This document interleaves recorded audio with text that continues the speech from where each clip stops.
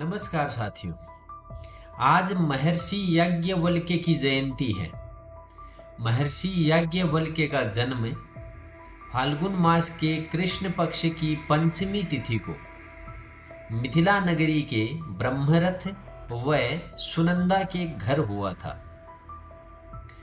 इनके जन्म के पीछे यह कथा बताई जाती है कि एक बार ब्रह्मा जी किसी यज्ञ में अपनी पत्नी सावित्री के साथ न बैठकर अपितु वह गायत्री के साथ किसी कारणवश यज्ञ में बैठ गए। तदुपरांत सावित्री ने क्रोधावेश में आकर ब्रह्मा जी को एक जन्म मनुष्य जन्म प्राप्त करने का श्राप दे दिया और इस कारण से कालांतर में ब्रह्मा जी का जन्म महर्षि याज्ञवल्क्य के रूप में हुआ। इस कारण महर्षि याज्ञवल्क्य ब्रह्मा जी के अवतार माने जाते हैं। इन्होंने यह बहुत ही मेधावी व प्रखर बुद्धि के होने के कारण बहुत अल्पायु में ही मात्र 7 वर्ष की उम्र में ही इन्होंने वेदों की ऋचाएं कंठस्थ कर ली थी। वह अपने गुरु जो कि इनके मामा भी थे वैशंपायन जी से वेदों का ज्ञान ग्रहण किया था। एक बार इनका अपने गुरु से कुछ विवाद हो जाने के कारण इनके गुरु ने इनको कहा कि मैंने तुम्हें जो यजुर्वेद का ज्ञान जो मंत्र तुम्हें दिए हैं, आप उन मंत्रों का ज्ञान जो है वह वापस उलट कर दो, अर्थात उसका वमन कर दो। तो इन्होंने गुरु की आज्ञा अनुसार वैसा ही किया और उस ज्ञान का वमन कर दिया।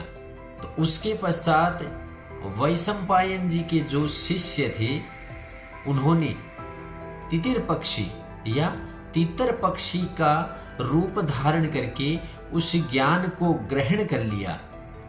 तब यह ज्ञान की जो शाखा थी वह यजुर्वेद की तैत्तिरीय शाखा के नाम से प्रसिद्ध हुई। इसे तैत्तिरीयोपनिषद भी कहा जाता है।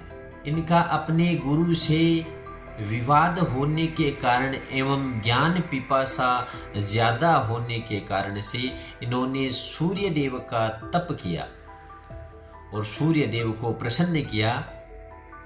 तो सूर्य देव ने इनकी तपस्या से प्रसन्न होकर इनको वर मांगने को कहा। तो याज्ञवल्क्य जी ने सूर्य देव से कहा कि मैं यजुर्वेद का ज्ञान प्राप्त करना चाहता हूं। तब सूर्य देव के आशीर्वाद से, सूर्य देव के वरदान के कारण से इनको वेद ज्ञान हुआ और इन्होंने शुक्ल यजुर्वेद संहिता, याज्ञवल्क्य स्मृति, बृहदारण्यकोपनिषद, शतपथ ब्राह्मण, योग याज्ञवल्क्य, प्रतिभा सूत्र आदि प्रमुख कृतियों की रचना की। इनका विवाह महर्षि भरद्वाज की पुत्री कात्यायनी से हुआ और कुछ समय के उपरांत ऋषि मित्र की पुत्री मैत्रेयी भी मन ही मन इनको अपना पति वर्ण कर चुकी थी। तत्पश्चात इनका विवाह मैत्रेयी से करा दिया गया और मैत्रेयी इनकी दूसरी पत्नी हुई। इस कारण से इन्होंने जीवन में 2 शादियां करी। एक दिन इनको गृहस्थाश्रम को छोड़कर वानप्रस्थ जाने की इच्छा हुई। तो इन्होंने अपनी दोनों पत्नियों को बुलाया और उनको कहा कि मैं वानप्रस्थ को जाना चाहता हूँ, मैं संन्यास ग्रहण करना चाहता हूँ, इसलिए मेरी जो संपत्ति है वह मैं आप दोनों में बराबर बांट देना चाहता हूँ। तब कात्यायनी बहुत खुश हुई क्योंकि वह यही चाहती थी। तो कात्यायनी ने उनकी बात को स्वीकार कर लिया, मगर मैत्रेयी ने इस बात को स्वीकार नहीं किया और उनको कहा कि मैं इस भौतिक सुख संपदा धन ऐश्वर्य को लेकर क्या करूंगी, मैं यह नहीं चाहती। मुझे तो आप वह ज्ञान दीजिए, मुझे भी आप अपने साथ ले चले। मैं भी संन्यास ग्रहण करना चाहती हूँ, मैं भी उस ब्रह्म का ज्ञान प्राप्त करना चाहती हूँ जिसके कारण से आपने संन्यास ग्रहण करने का निश्चय किया है। क्या मृत्यु उपरांत कुछ है? यह सामान जो है, भौतिक ऐश्वर्य संपदा जो है, यह धन धान्य जो है, वह तो मृत्यु तक ही है। मृत्यु के पश्चात यह साथ नहीं जाएगा। तो मृत्यु के उपरांत जो साथ जाएगा या मृत्यु के उपरांत जो जीवन है, मैं उसका ज्ञान प्राप्त करना चाहती हूँ। तो इस कारण से सारी संपत्ति कात्यायनी को मिली और मैत्रेयी अपने पति के साथ संन्यास ग्रहण किया और वह वानप्रस्थ में उनके साथ चली गई। फिर इन्होंने मैत्रेयी को ज्ञान दिया और इनका और मैत्रेयी का जो प्रसंग है वह बृहदारण्योपनिषद में भी आता है। एक समय राजा जनक ने यह ऐलान करवा दिया कि जो मेरे यहाँ पर शास्त्रार्थ में विजेता होगा, मैं उनको 1000 श्रेष्ठ गौएं दान करूंगा और उन गौओं के सींगों पर स्वर्ण के सिक्कों की थैलियां भी बंधी हुई थी। तब वहां पर किसी ने भी उस दरबार में, वहां जो उपस्थित थे उनमें किसी ने भी यह हिम्मत नहीं करी इस बात की कि वह गौओं को जीत सके, वह गौओं को प्राप्त कर सके। तब ऋषि याज्ञवल्क्य ने अपने शिष्यों को कहा कि आप इन गौओं को अपने आश्रम की ओर हाँक ले चले। तब उपस्थित ऋषियों, साधुओं, संतों ने उनको कहा कि आप ऐसा नहीं कर सकते। तब याज्ञवल्क्य ने कहा कि मैं यह गौएं शास्त्रार्थ के कारण से लेके जा रहा हूं, ना कि किसी घमंड के कारण से।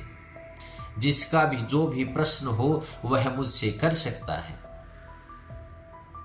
मगर उन्होंने यह चेतावनी दी कि सूर्य देव ने मुझे वरदान दिया है कि जो व्यर्थ की बकवाद, उपहास व वाद विवाद या बिना मतलब के प्रश्न करेगा उसका सर फट जाएगा। तो इस बात का ध्यान रखते हुए आप उचित शास्त्रार्थ करें। तब वहां पर गार्गी से जो संवाद हुआ वह भी बृहदारण्योपनिषद में आता है और उन्होंने 1000 गायों को प्राप्त कर लिया। वहां पर जो शास्त्रार्थ था उस शास्त्रार्थ के वह विजेता बने थे। यह एक महान ऋषि वे ज्ञानी आत्मा थे और इस बात का अंदाजा ऐसे लगाया जा सकता है कि वेदों का जो अंतिम भाग है वह उपनिषद कहा जाता है और उपनिषदों में जो सबसे पुराना व सबसे बड़ा जो उपनिषद है वह बृहदारण्योपनिषद है। और इस उपनिषद की रचना महर्षि याज्ञवल्क्य ने ही की थी और इस उपनिषद का एक भाग भी इनके नाम से ही है, याज्ञवल्क्य खंड। याज्ञवल्क्य शब्द जो है, नाम जो है वह 2 नामों से बना है, याज्ञ प्लस वल्क्य। तो इसका मतलब यह होता है कि यज्ञ इनके लिए करना इतना ही सरल व सहज है, इतना साधारण है इनके लिए यज्ञ करना जितने मनुष्य के लिए वस्त्र बदलना। इस कारण से इनका नाम याज्ञवल्क्य पड़ा। यज्ञ विज्ञान जो है वह याज्ञवल्क्य की ही देन है। इन्होंने यज्ञ के ऊपर संपूर्ण अनुसंधान किया था। इस कारण से यह यज्ञों के सम्राट कहे जाते हैं। धन्यवाद साथियों।